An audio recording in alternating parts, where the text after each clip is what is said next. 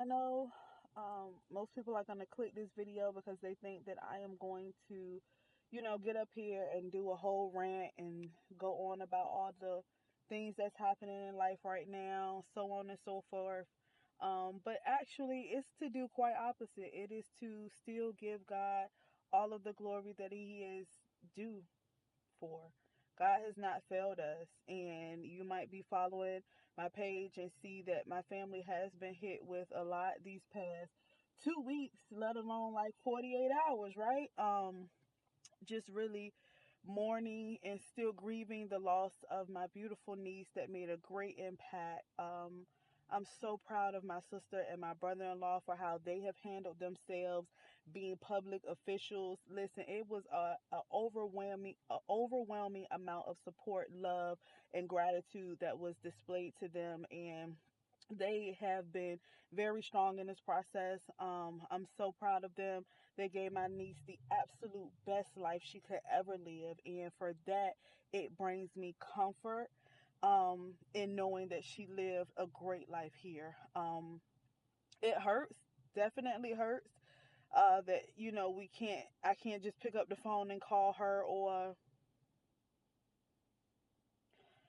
shoot a text message and get my reply back from her, and we talk about auntie and niece stuff. Like, yep, that hurts. But I know she's in a far better place than here because now we are dealing with the remnants of having to deal with the incident that occurred where our son was shot and injured.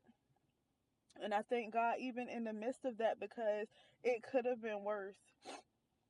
The phone call could have been something completely opposite. Fast and I pray and I do these things because a lot of times it's not just trying to break off things that is happening in the moment. A lot of times I am lifting up my children and my family's names when I am going on these fasts and when I'm praying, because I want God to protect us from things seen and unseen. And so when I'm fasting and praying, what I'm actually doing is making future deposits. Like, I'm depositing into my future faith bank.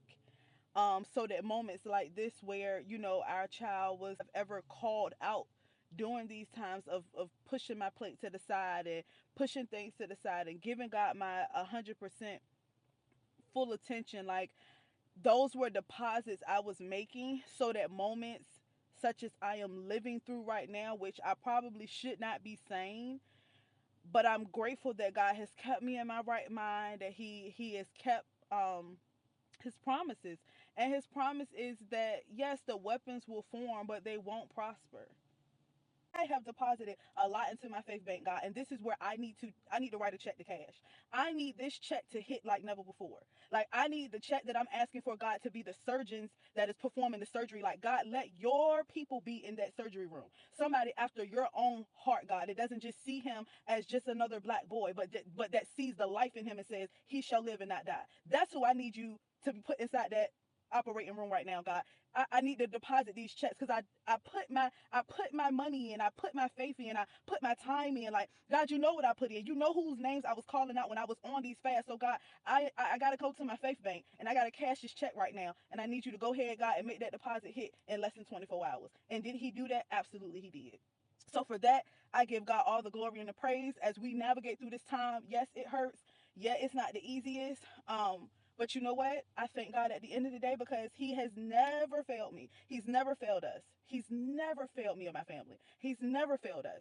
And I know that even in the midst of this, like, somewhere there's going to be a great, huge, huge blessing